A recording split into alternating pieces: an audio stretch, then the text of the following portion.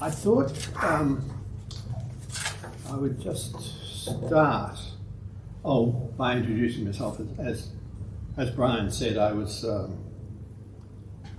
I taught out at La Trobe for 30 years, and mainly in American history. Mainly, I've been to Melbourne University, and then I got a fellowship to Duke University in North Carolina in the early 60s, and that was wonderful. And then came back, and La Trobe was just opening up, and I got a position there, and in the history department, which was a very exciting, very large department actually, and so stayed there. So that was my kind of background.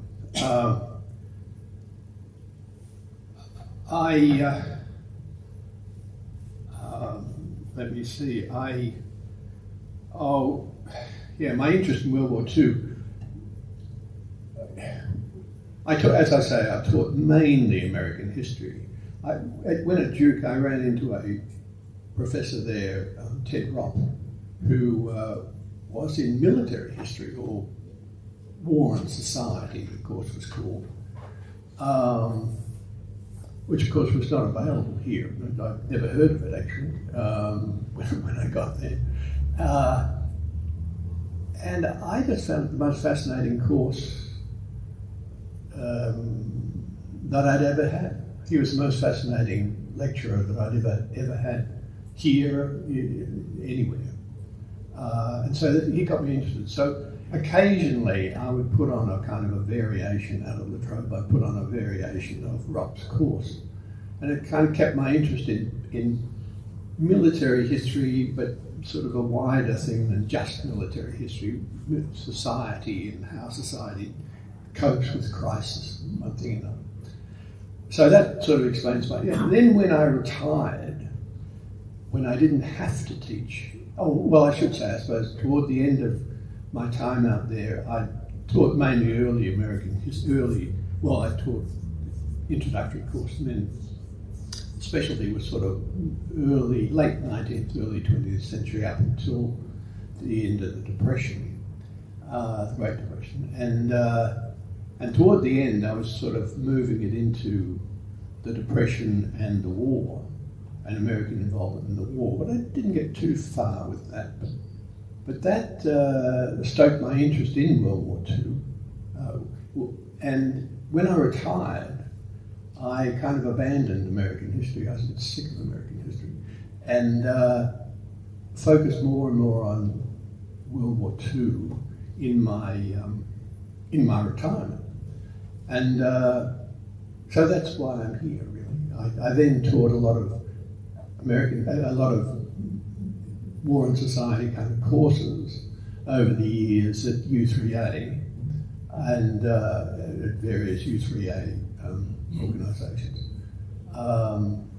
and read it quite a bit, and found it fascinating. There've been some just wonderful histories written about World War II, particularly in the last 30 years. And I'll just list some of them here. You may have heard of them. Can we have that first bibliography thing there? Not that one? Oh no, not that one, the other one. Yep. Just to let you know kind of where this is coming from. But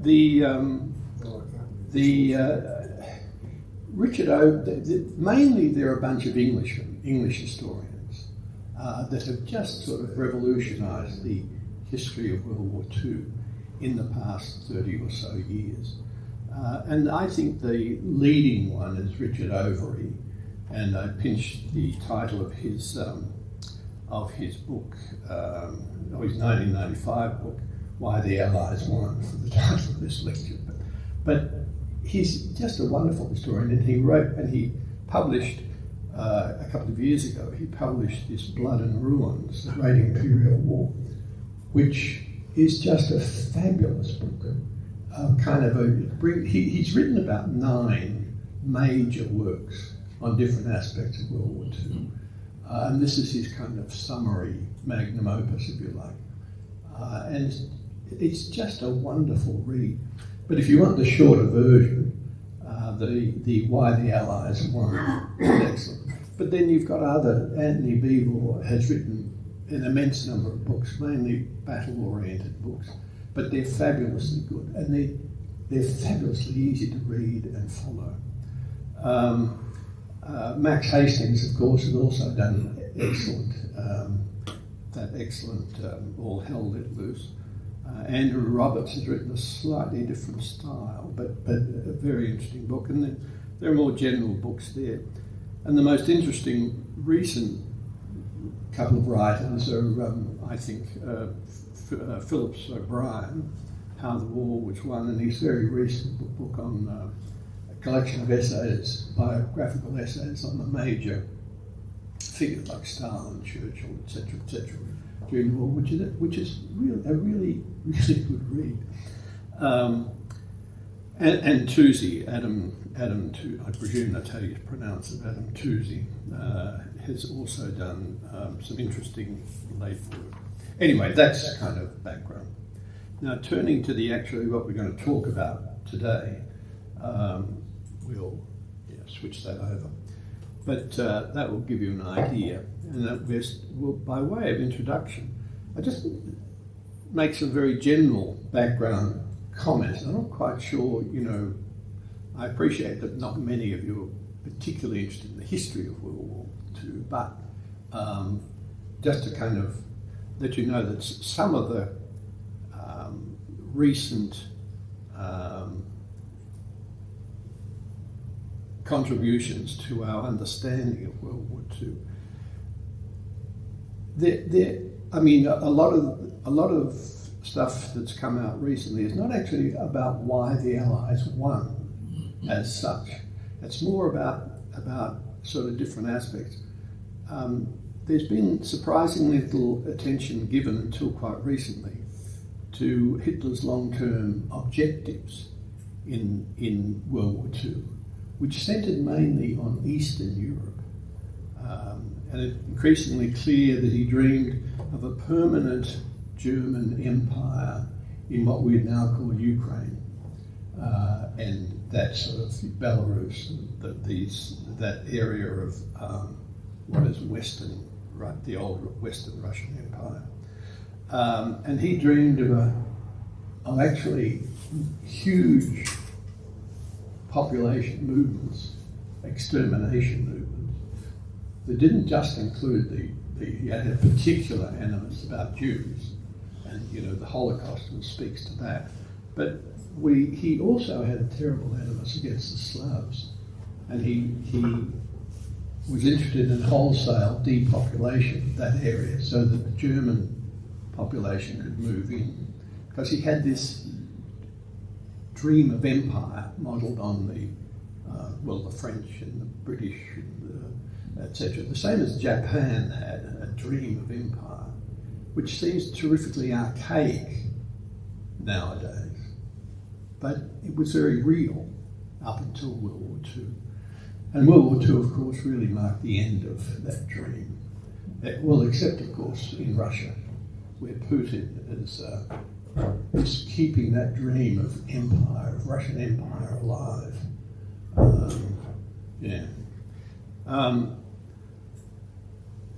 The other thing I'd say about the general history, the way historians have looked at World War II, is that there's been an overwhelming look at Western Europe. Now, this comes perfectly naturally because that's where the British Empire Allied armies and the Americans mainly were. And it's only in the past really 40 years that we've had decent histories about the Pacific, the war in the Pacific. I mean, Australia has had some quite good stuff done on, Australia's contribution, but that's a tiny contribution up in New Guinea and, nearby. But the American contribution to the Pacific, it was largely a naval war, but of course an amphibious war there. And there's some excellent histories of that too come up. And the other thing, surprisingly, that Overy particularly in this last book has really focused on this, that the surprisingly little emphasis has been registered on that World War II really marked the end of European colonialism and of European empires. And in the past 25, there's been a greater recognition of the fact that World War II led directly to the relatively quick collapse of all the European empires. The French, the Dutch, the British, etc., etc. And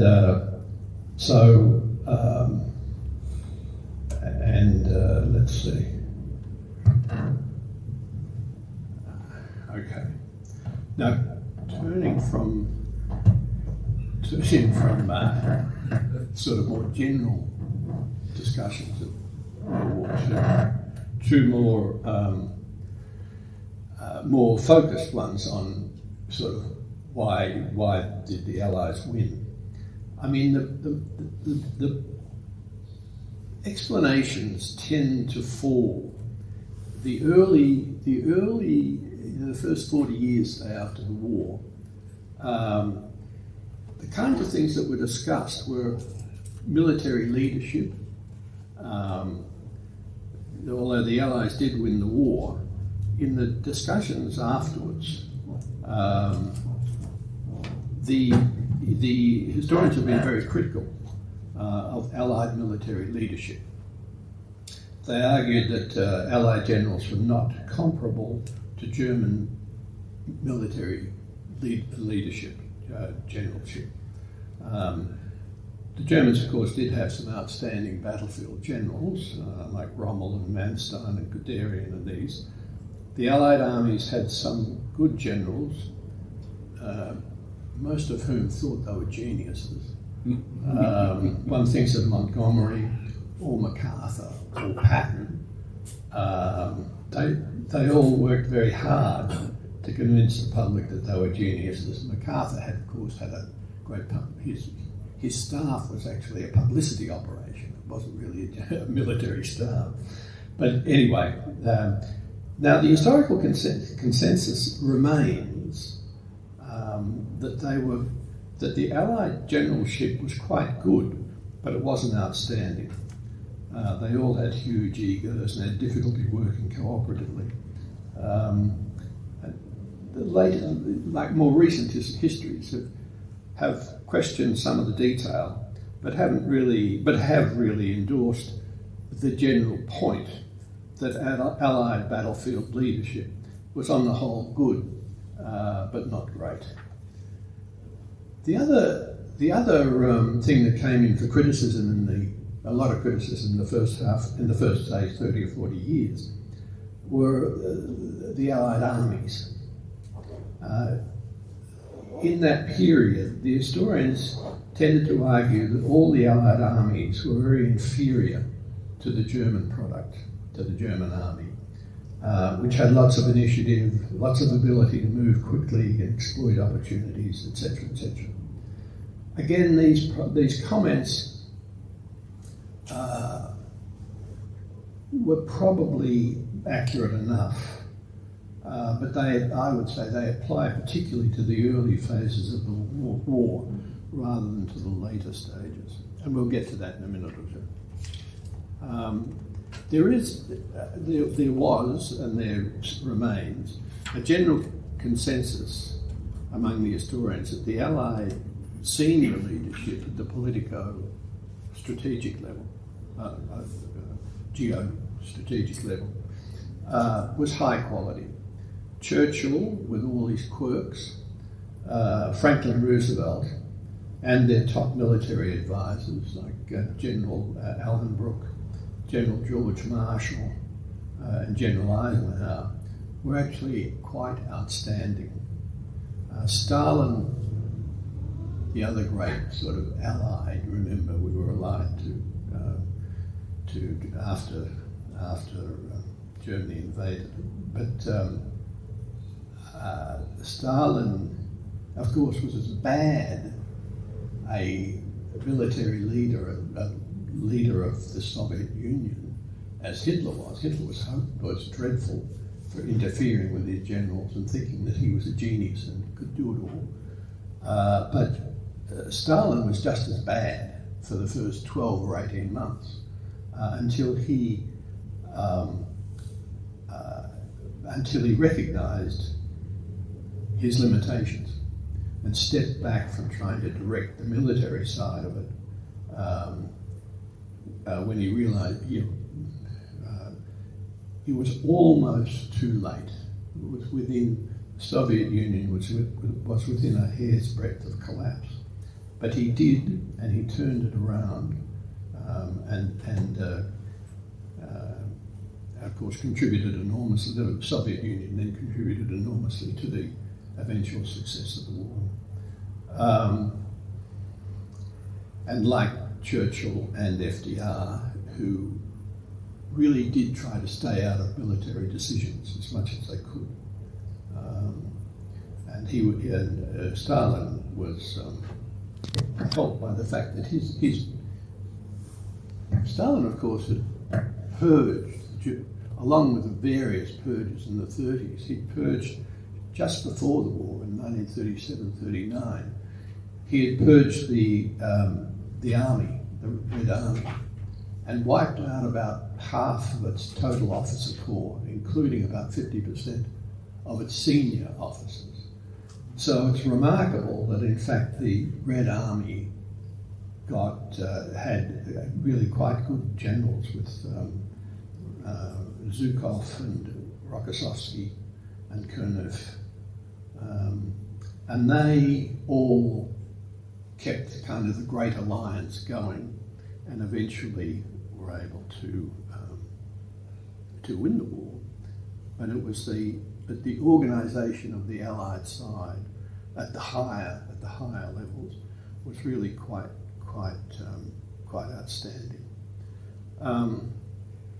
So if the Allied leadership, apart from the higher direction, was so poor, how do you explain Allied victory?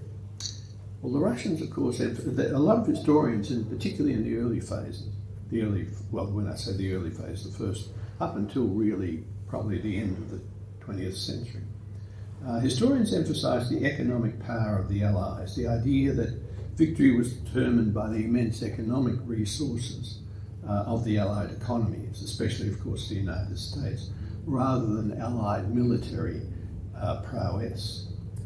And this, I think, is probably still a kind of a major view, and my guess is that even in this august group, that there'd be a lot of people who would sort of say that actually was why the West won the war.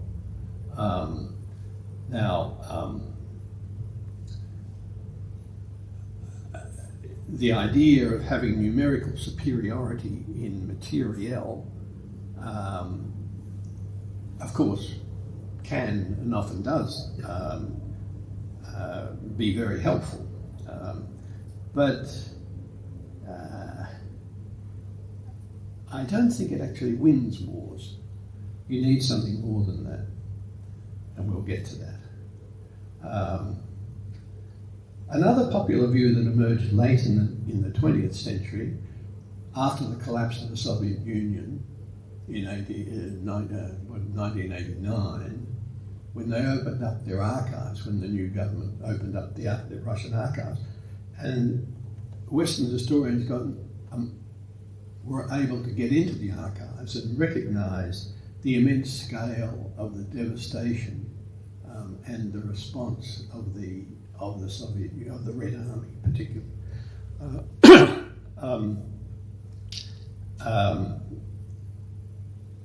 That led to a kind of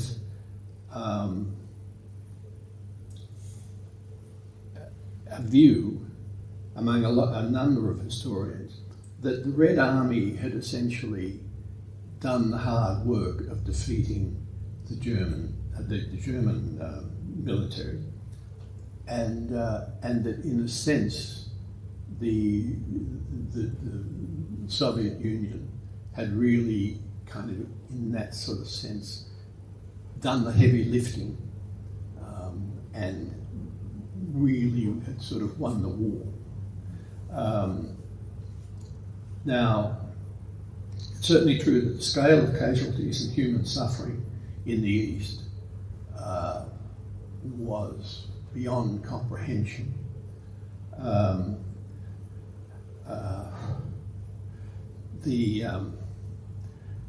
But that doesn't mean really that the Soviet Union sort of essentially was a major contributor to winning the war.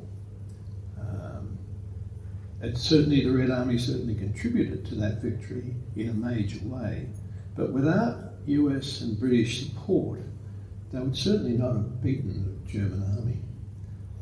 The possibility, of course, of a separate peace between Russia, between the Soviet Union and Germany was, of course, a constant fear in America and in Britain. Turning now to kind of more recent explanations, which tend to emphasize innovation and adaptation. And here, I think making the case that the Allied armies, the reason for the Allies winning, is really a lot to do with the fact that they were better at innovation and adaptation than the Axis. Wars, of course, are usually won on battlefields, and weaponry is extremely important. Most of the key weapons in World War II were introduced in World War I. Most, when you think about tanks and airplanes, were not used long enough in World War I to be sure about how best to use them. And in the interwar period, all general staffs and all the armies worked at the problem of how best to use these new weapons, because they come in too late, and they came in really in the sort of toward the end of the war, in World War I. Some general staffs worked on that with more imagination than others. There was a good reason why the German army was so successful in the early years of World War II. In the interwar years, they had recognised the importance of the tank, which, as you know, had been introduced in the last year or so of the war, in World War I. And they had developed both the tank itself and the doctrine on how tanks should be used in battle. In World War I, of course, the assumption had been that tanks would be used to support the infantry. Because remember, up until World War I, all armies were essentially infantry armies, so that everything was oriented toward supporting the infantry. So you had artillery, you had various other things that essentially supported the infantry. And that, of course, that view was entrenched in the armies in the interwar period, so that the kind of revolutionaries, if you want to call them that, who were advocating for real change, were trying to move armies away from an infantry-centric orientation to when they were talking about how to use these new weapons. The weaponry itself didn't explain how best to use it. You needed appropriate doctrine on the use of the weapon, and the kind of the default position was that tanks are used to support infantry, and that was the issue that the German army kind of resolved, and that other armies did not. And the explanation for the success of the German army in the Wehrmacht in the early years of the war. But interestingly enough, it was the Red Army, not the German army that pioneered armoured doctrine in the interwar period. And they were led by a Russian general, Tukhachevsky, who pioneered change in the Red Army in the early 30s. He established in the Red Army, he established armoured divisions in 1932, which was 3 years or 4 years before the Germans did. Tukhachevsky also developed a doctrine of what the Russians call deep warfare, with an emphasis on mobility, breakthrough, exploitation. But, excuse me.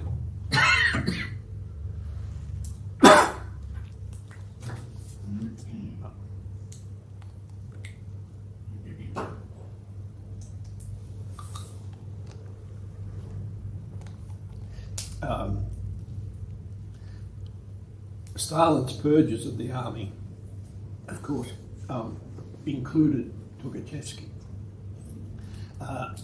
So in 1937-39, so he was executed and his theories were abandoned. His theories of deep war were abandoned. The armoured divisions were disbanded. The tanks were scattered back among the infantry divisions to support infantry divisions. They were brought back and spread around among the infantry divisions.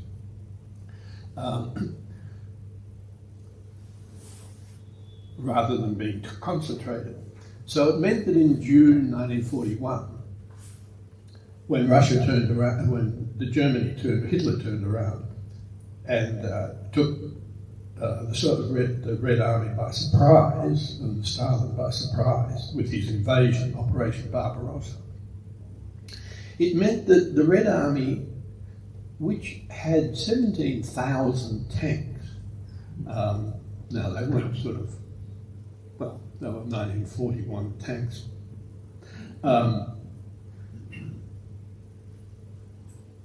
the German invading army only had 3,500. But the German army created havoc while the Russian armour, the Russian tanks, which had been scattered among the infantry divisions and not concentrated, were destroyed. The British and American armies were also were not very receptive to new ideas during most of the interwar period. The French army had developed superior tanks to the German army and had quite a large number of tanks, but like the Red Army, had them distributed around in the infantry divisions in small packets. French doctrine, of course, was very defensive. It was recognised in the building of the Maginot Line. But only the German army developed and implemented both the tanks and the doctrine on how they should be used. German officers developed a quite radical new military doctrine in the 1930s.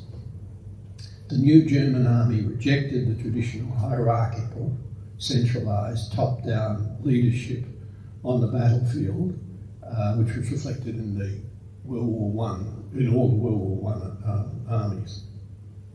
Instead, it promoted decentralised command and emphasised combined arms, which would emphasise surprise, judgment, speed, and exploitation of an enemy's momentary weakness. They began to experiment in the mid-30s with new ways of using the panzers, the tanks.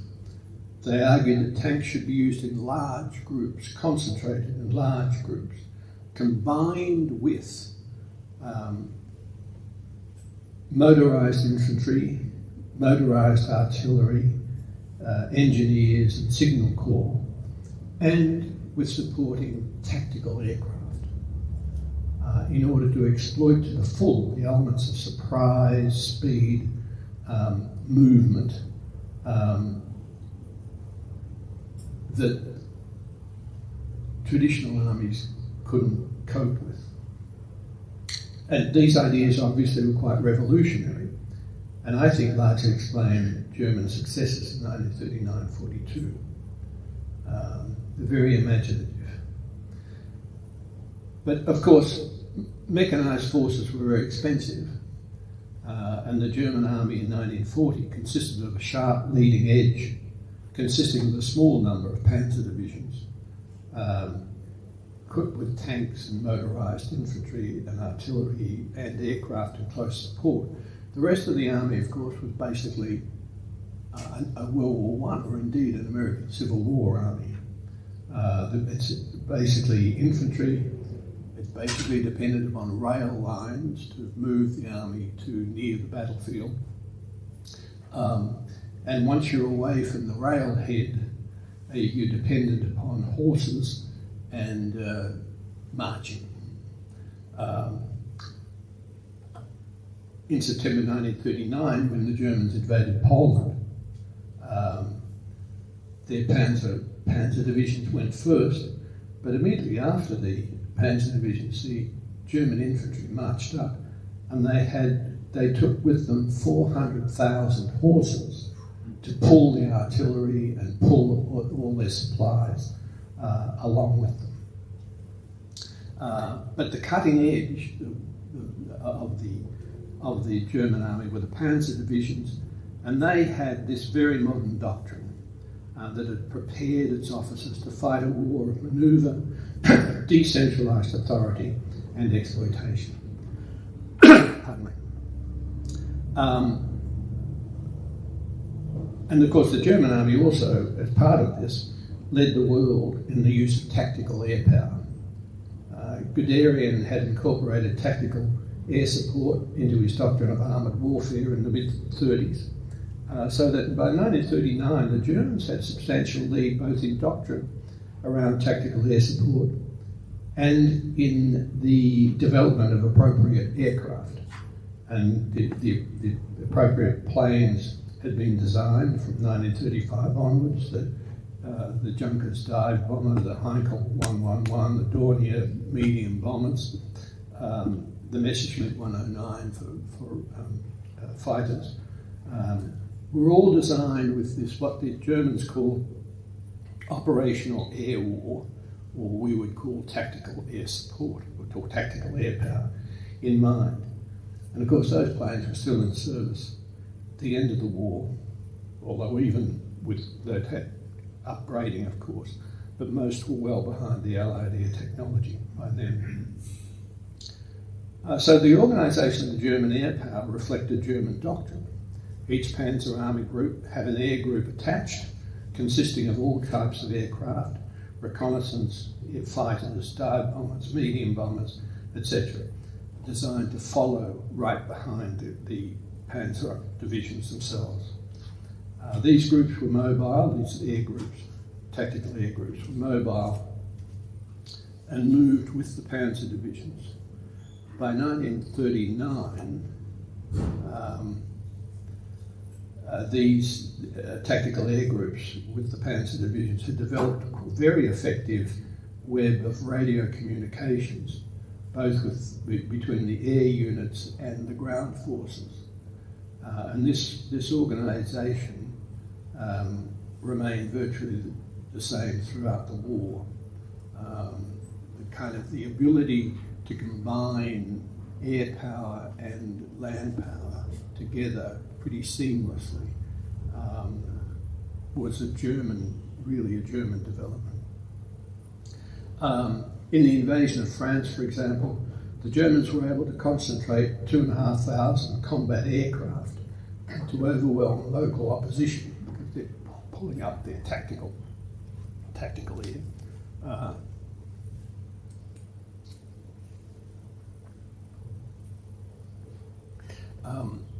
And German ground forces, the Panzer divisions, could call up air support within minutes By comparison, British troops in France in 1940, before and during Dunkirk, often waited for up to 3 hours for RAF support because of there were no adequate communications. The same dramatic effect was achieved as I said, in its invasion, in the German invasion of the Soviet Union in 1941. German forces destroyed Soviet air power in a matter of weeks while supporting the Panzer offensive. It's not really for a year and a half that the Russians get themselves together and be able to rectify the imbalance. All this seems sort of common sense in hindsight, but in no other major air force had developed an effective doctrine of tactical air power in 1939. And the problem was the same problem as with tanks, that the infantry divisions wanted air power to provide close support for infantry. So air power was decentralised in the Allied armies, in most armies, and subordinated to local army commanders. When the war began, all armies except the Germans regarded aircraft as at best an auxiliary arm best suited to infantry support under army control. The new doctrine of blitzkrieg warfare that the Germans had developed proved to be amazingly successful in the early years. In the invasion of Europe, in the invasion of Russia, the German army fast moving of course, surrounded the Soviet Western Army group near Minsk in Belarus and destroyed it in 3 days. 3 entire Soviet field armies were destroyed, a total of over 400,000 prisoners. Stalin had a nervous collapse at the end of June. General Pavlov, who was the unfortunate commander of the defeated Soviet Western Army group, was recalled to Moscow and, of course, summarily taken out and shot. The German army drove into Ukraine, which is, of course, part of the Soviet Union at that time. The largest tank battles of the war up to that time took place in southern Ukraine. There were huge Soviet losses in the first few weeks of the invasion. The Red Army lost approximately 90% of its tank force. In the Ulman pocket in the south, about 200 or so miles south of Kiev, 110 prisoners were taken. Stalin then forbade any surrender. In September of 41, near Kiev, in Ukraine, the Soviet, 4 Soviet field armies were lost. The Germans took 665,000 prisoners. I mean, it's just a wonder that the Soviet Union didn't collapse. The USSR lost over 2 million troops by the end of September 1941. These are sort of staggering losses. Around 80% were captured. The remainder were killed in the fighting. German losses in that period were about 1/10 of that. The Luftwaffe had virtually destroyed the Soviet Air Force, although it had lost about 2,000 planes to ground fire, mainly, but also to some Soviet fighters.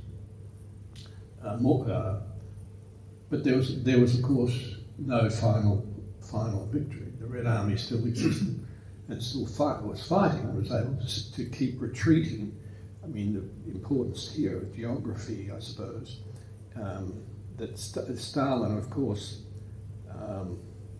used terror, as Hitler did, to keep the Soviet state from collapsing. Everybody expected the Soviet army and state to collapse, but Stalinist terror had a large part, I think, in holding the empire together. A total of around 300,000 Russian soldiers are believed to have been killed by their own commanders for desertion. German losses in that period. That 300,000 was more than the entire toll of British troops who perished at enemy hands in the course of the entire war. And 170,000 Soviet citizens were also formally sentenced to death and executed for alleged cowardice or desertion on the home front. Stalin's regime was incredibly ferocious, and that partly, well, I suppose partly explains, but the Red Army, of course, suffered by the end of the war about 8.5 million deaths. I mean, these are kind of incredible figures. German army wasn't, in terms of treating its own troops with such abandon. German army wasn't much better. It enforced obedience with terror. Around 35,000 German soldiers were accused of desertion, of which at least, well, the figures vary, but a minimum of 15,000 and probably closer to 25,000 were actually taken out and shot. The US Army, by contrast, had a total of around 40,000 deserters, but only one was shot for desertion. There was a great outcry about that. But the British Army didn't actually have a death penalty for desertion, and had they estimate around about 100,000 deserters. In spite of these devastating deficiencies, I suppose you'd say, the reality was that it was actually the American and British armies that defeated the Wehrmacht on the battlefields of Western Europe. I just sort of say that but the overall picture is that the early successes of the German army can be explained by the fact that they had a new weapon, the tank, and a new doctrine. Now, I just realised that we are now almost 12 o'clock, so I'll just try and wind this up. Sorry, I got carried away there. But what happened there was, of course, that the British, the British and American armies and the Red Army recognised what was going on, understood why they were losing, and reorganised themselves. So they displayed plenty of innovation. The Red Army did it first, in that, well, yes, they did it in response to the terrible beating that they took in the first year and a half. They instituted a huge reorganisation and essentially adopted the German mode of operation. They essentially adopted a panzer divisions. The British Army reorganised itself around about the same time in 42 and 43. The American Army was, like the British, slow to recognise how tanks should be used, but they did a big reorganisation just before, in 1941, just before Pearl Harbor, and essentially adopted a version of the German Panzer model, or Panzer Division model, essentially devised as a for offensive purposes. The idea being that you can punch through the enemy line and then exploit it. But then the Germans, once the Red Army had recognised the problem, reorganised itself, it could actually hold its own against the German army with help from the West, but also relied upon a lot of their own production. But once that happened, the German army then had to, for various other reasons too, they lost the air power because, I was going to do this, but in fact we're not going to be able to talk about air power and the way in which air power, another big innovation, strategic bombing, the difference that made, and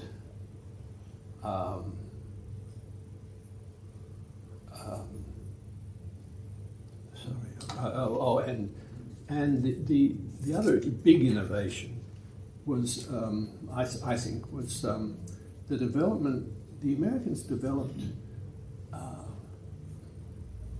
global logistics, the whole science of logistics, mathematics, and one thing and another involved, in ways that had never been done before. They were really totally different, sort of, because they're talking about it was a global war. The Americans ran two different wars, one in Europe and one in the Pacific. And to that they needed enormous amounts of supplies, because modern armies, unlike even World War I armies, modern mechanized armies absorb enormous amount of supplies to keep them running. And they did that. They did it, and they managed to create. That involved creating ports. It involved building railroads. It involved enormous range of activities that that had never been done before.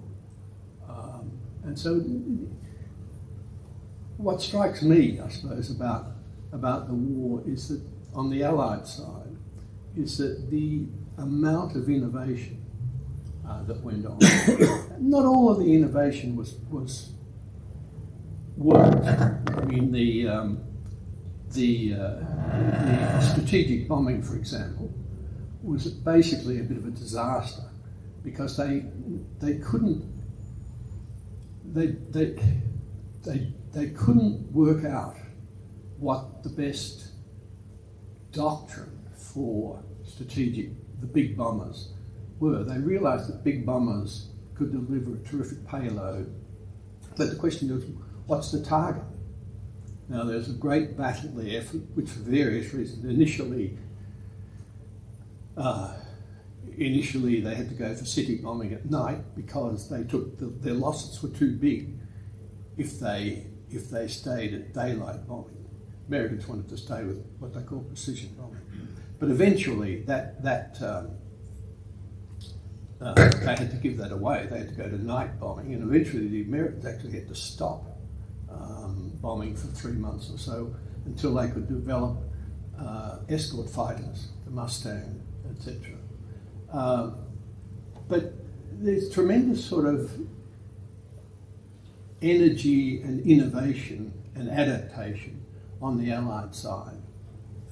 And I think really kind of in the longer run, that really had a kind of influence. I haven't explained it terribly well here, but a tremendous influence on the eventual outcome of the war. And I think that actually hasn't been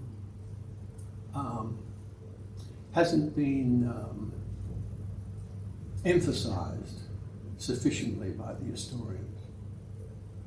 Well, I think so we're already over time. I think I better stop here.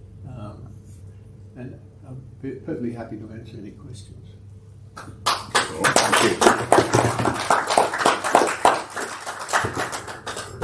Do we have any questions from the floor for Bill? His excellent presentation. Yes, Les. What happened to all the hardware left after the war? All the tanks and guns and ships? What was that like?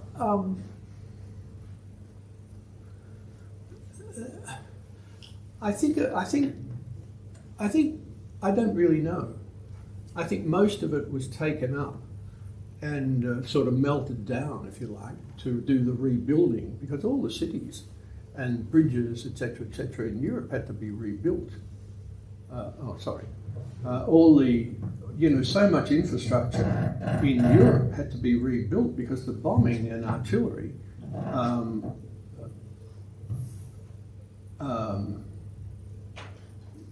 had just caused immense damage. So I think a lot of it kind of got reused in that way. I suspect. I don't know, actually. I mean, there are enormous numbers of tanks, and I presume that they were taken back and melted down. We'd be my guess. Okay. Focusing on air power, and to my mind, knowing very little about it, but just my sort of feeling was that air power was a very key factor in the ultimate result, because the Allies were able to command such enormous air power in the end. Yeah. But But they had terrible difficulty agreeing on a target. yeah, because I understand that. But look, just thinking about the Battle of Britain, Mhm. what would have happened if they'd lost the Battle of Britain? I don't think anything much would have happened there. Would he still have been able to invade? No. Because Germany, unlike, they had a great doctrine for blitzkrieg war with tanks, etc. They had no amphibious doctrine whatsoever. They had no appropriate means to get troops across the channel. They had no plan for, you have to have at least temporary command of the sea, as they say, and they didn't have any chance of getting that with the Royal Navy, because the Royal Navy is still there. I mean, it's just lurking in the wings at the top end of the North Sea and at the bottom end down the Channel, and and there was no way that they could get that, and Hitler eventually recognised that, and he tried to bomb Britain into submission. But again, that's because he wasn't anticipating a war with Britain. He was anticipating a war really with Russia. But and as a consequence, in the Battle of Britain, the Germans had the wrong equipment. Their planes were light bombers and medium bombers. They just weren't big enough to make a real dent. I mean, they made a dent, but to make a sufficient dent in British supplies and etc. manufacture to win the war, and eventually it nearly wrecked the Luftwaffe anyway. You know, with that. But the British were very fortunate in that they had developed really good fighter interceptor planes, the Hurricanes and the Spitfires, and they also developed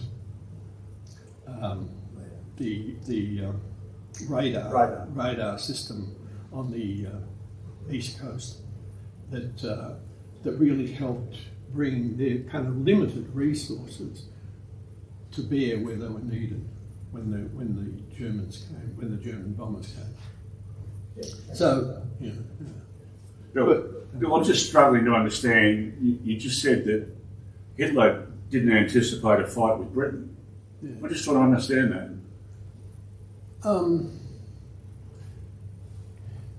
Hitler would have been happy to. Hitler admired the British Empire. He would have been happy to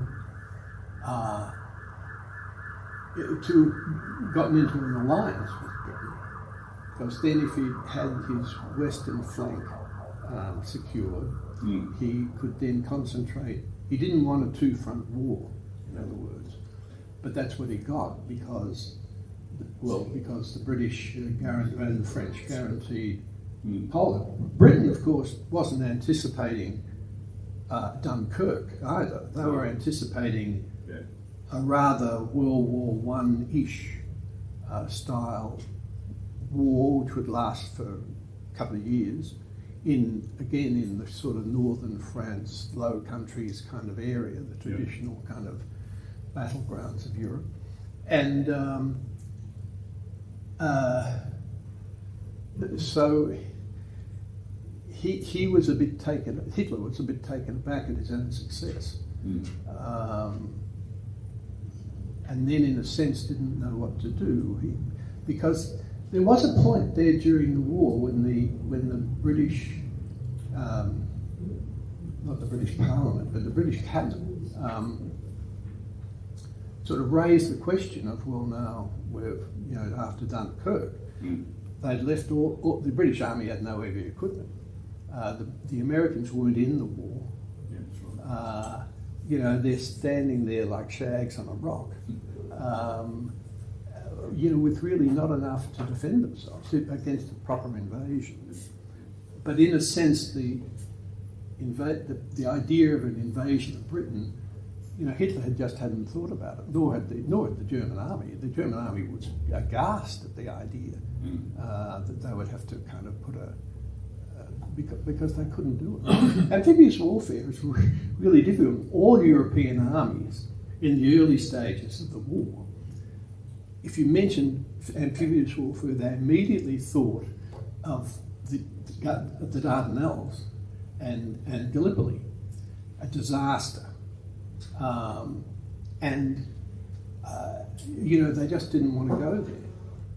And it took the Americans, sort of innovative crowd, it took the Americans, particularly in the Pacific, where the US Marine Corps had been working on this problem in the interwar period, and had developed a whole kind of doctrine about amphibious warfare and how do you land an army against a defended beach. Well, remember that the Allies landed, the Americans got quite good at it in the Pacific, and they did it sort of over and over at various islands. But of course the British and the Americans did it in Europe with the Normandy invasion, going against a highly fortified beach, and in fact landing it successfully, although they damn nearly got bounced off it. I mean, amphibious warfare is terribly treacherous. I mean, terrible risk associated with it. Yeah. Okay. Any more questions? I guess over the years, maybe a little bit at school, American history, and read some books. A lot of them have centred people like Les Carline, Peter Fitzsimons, and recent years. It's sort of more centric to Australian participation. There's different insight today, certainly food for thought about how all this happened. I mean, to think that the Germans went in, where would you get 440,000 horses today, Bill? Yeah, well, exactly. I mean, we forget how... In Hong Kong. In Hong Kong. Maybe, but extraordinary amount of resource to go and fight a war. I mean, just think, at present day, you think about, Russia and Ukraine and what's going on over there and how long that's been going and the resource attached to that. Yeah. We're all hoping it's going to end today. Yeah. Possibly could, but it doesn't seem so. But anyway, fascinating insight today, Bill, and thank you so much for being with us and sharing your thoughts. Oh.